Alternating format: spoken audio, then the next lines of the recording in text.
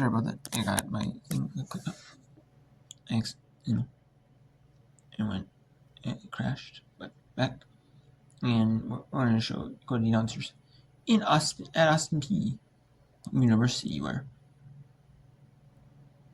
UT River Valley, the Vaqueros are up 61-49.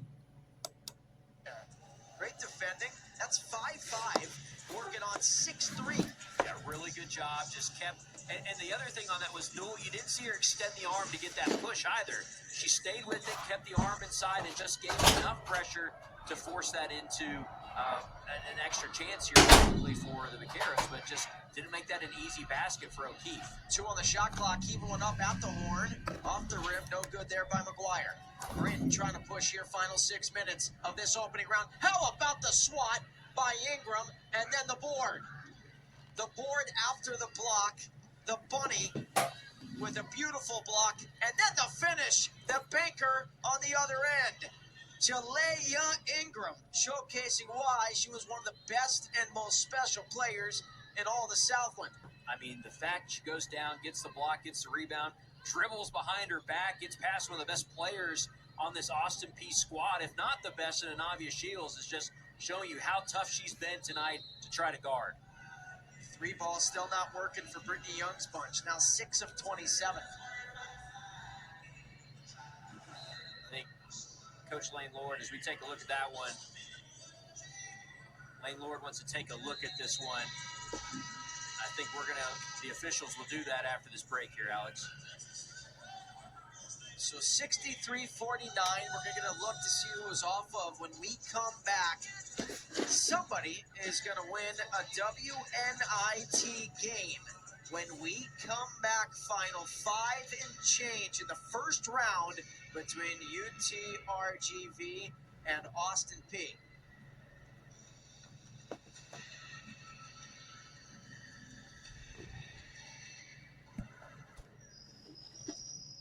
A women's national invitation.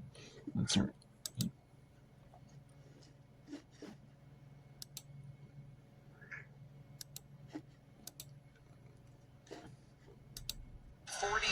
Okay, so let's go to the New Jersey Institute of Technology at Merrimack. Yes, and there's not a key fans for this. Yes, but the WNIT actually makes you. It's a for-profit tournament, the WNIT is. But it's a great building experience. But what they do is, the WNIT, what they do is, the ticket revenue for this game, they have to split it with then the WNIT committee. What they do is they kind of cover TV expenses for these games, for certain games. For the games at national TV, it kind of covers that. Or if teams like that cannot travel, cannot pay, cannot afford, like travel, like really small schools that are new to Division I. Kind of like that, maybe cover travel costs for teams, or it's like a for-profit tournament though. The UNIT does make a little bit of money off this tournament. But they kind of cover like maybe like postseason tournaments, or they have stuff like that, or preseason tournaments. Costs for teams in that some regard, so or other tournaments the Triple Crown has. JIT team with an absolute tidal wave to start the 4th, and fortunately for them, a lot of basketball left, but they need to get organized and get going pretty quickly here, or this one's going to get away from them. Great backdoor action again by Garcia, recognizing Thuniga overplaying her. Then the takeaway, she goes the length of the floor, draws the contact, and she'll go to the line for 2 shots. Garcia credited with 6 steals today. Had the program record of 9 steals earlier this season.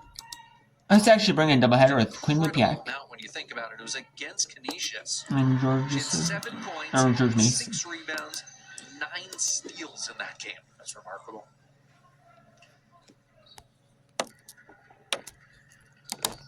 Second free throw, no good. Rebound tipped right in the hands of Cannon, so the lead remains 9. What a run here by the Warriors. NCAA needs a bucket. As they have none to start the fourth quarter. Trying to change that there are the Highlanders, and missing on the layup, and another rebound for the Warriors. They've out-rebounded NGIT 5-1 here in the fourth. Garcia. Shot clock down to 20. Tried to find Kiefer outside Melashenko. Careless pass. Merrimack fortunate to maintain possession. And plenty of time on the shot clock. Melashenko trying to draw the double. Finds Roman. Will take the straightaway three. No. Rebound. Kiefer. She loses it, and here's the Highlanders. Just right there, she brought the ball down where Thuniga could strip it away. As Thuniga counted, plus the foul on Garcia. Garcia trying to weave it off on the continuation. But to no avail. It's definitely in the act of shooting. She's fortunate because she just pushed her with two hands. This actually could be reviewed. There was no play on the ball there whatsoever. Thuniga finishes. She'll look for one more at the free throw line. You see Thuniga with her hands extended skyward to say, what was that all about? She'll take the end result, trying to pull her group back to within 6. Garcia's second personal foul. Talked about foul trouble for her. Only fouled out 6 times this season. Last year, 11 times, making it third personal on Garcia. Steps that long run. Finally an answer for NJIT, but Merrimack now comfortably in front because of that stretch. There's a 12-0 run. Roman up top. Now Reddick, they need something going to the basket. They find Kiefer, right hook. No. Rebound down low by Cannon. She's had a really rough go of it tonight. Kiefer just can't buy one. Greg just 1 of 9 from the field. And she was struggling in the MAC tournament as well, was Kiefer. 2 of 15 from the floor in the 2 games. Again, you know, we talked about this with Coach Marone. It's a really long season. I mean, it is a long, grueling, physical campaign for these student athletes. And Kelly raved about what she called her care team, the support staff in terms of the trainers and the strength and conditioning coaches were so instrumental to them. It's not easy. As Dogs gets free down low. I mean, we need that after the 4 months of broadcasting. That was an impressive position down low by Dogs, just burying the defender at the front of the rim, goes up with her left hand, and now here come the Highlanders. As Roman trying to start something, finds Shishkina. The sophomore drives in, and the foul is called against the Highlanders, and that is team foul number 5 against NGIT. So Merrimack will be shooting free throws the rest of the way, and right now it's Shishkina at the line. Let's go to the answers real quick. George Mason. Good defense. We have at George Mason. Great footwork. We have the 16-minute quarter. George Mason in the 3-minute quarter. The 3-minute quarter. Back in 2024. It's the second time they've ever hosted a postseason game. The first time was back in 2018. Partially blocked. Goes out of bounds. It's Quinnipiac 63. George Mason 57. Final score 46 here in regulation. You're watching the 2026 WBIT on ESPN Plus. Arby's meat.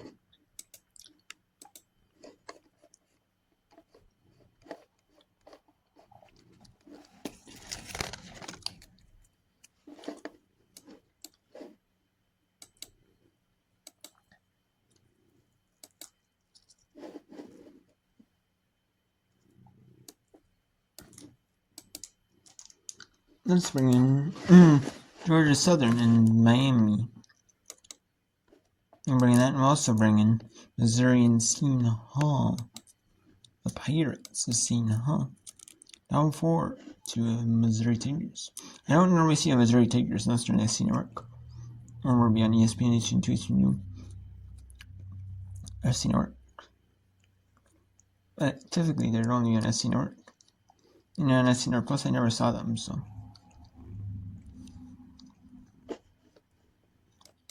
Time.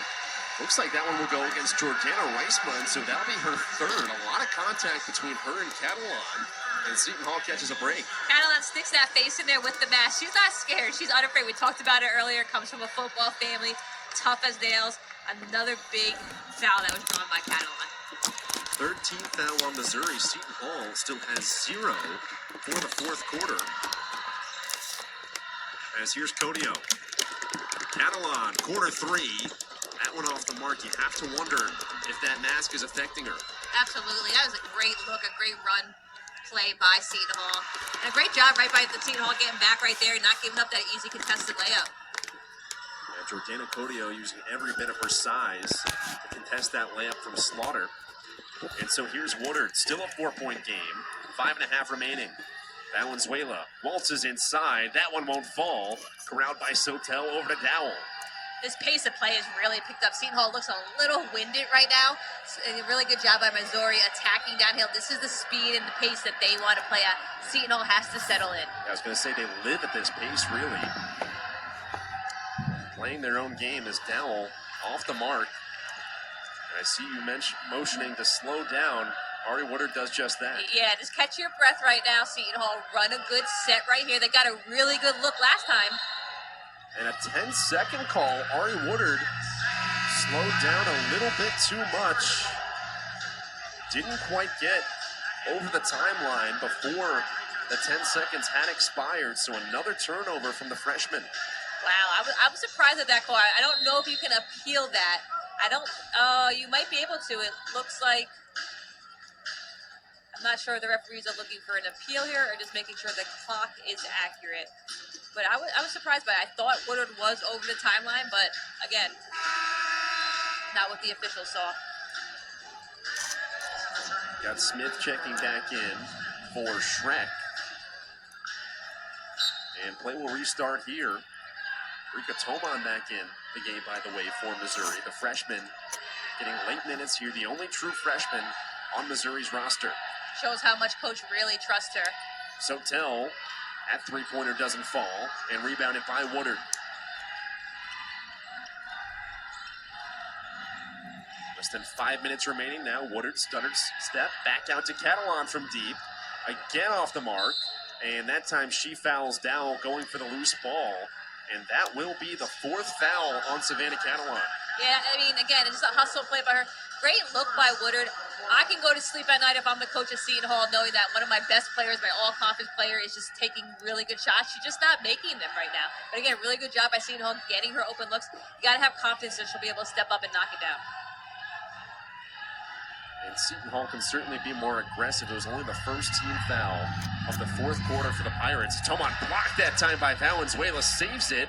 Catalan gets a hand in there, dives on it, and it's Valenzuela who comes up with it. Crafts over to Codio. Codio working her way inside. Good defense again. So, Miami up 20 on Georgia Southern. I don't know about that one. That one's starting to get a little bit out of hand. Honestly, get out of hand. Georgia Southern is. Or Miami. Miami up 20, so if this one gets interesting, we'll bring it back in the frame, but honestly don't think so. I honestly don't see it interesting any more interesting. And let's go Quinnipiac, Georgia, Mason.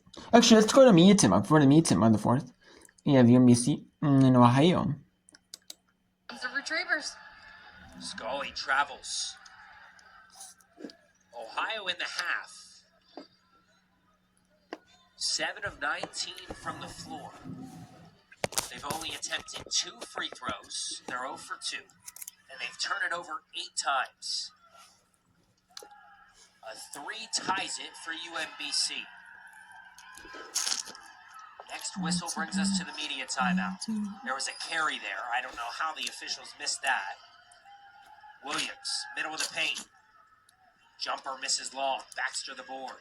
That's the kind of offense you want if you're the Retrievers, but the Bobcats are going to have to put up more of a defensive stance than that, than allow a player to get a free shot there towards the basket. And there's a foul called on Heidi Williams. That should bring us to a timeout. 4:29 to play in this game. No? No media timeout?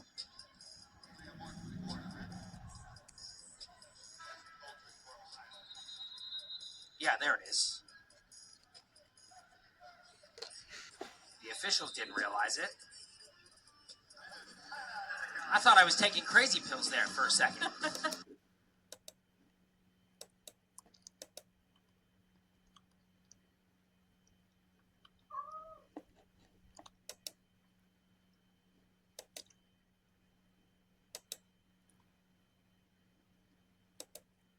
Just over 2 to go. Now you got to get your shooters open, whether it's Maya Williams or Janiyah Newell. Jade Rucker's been pretty good at 3 as well. They were trying to get it to Williams, and then how about the bunny who picks the pocket at number 15?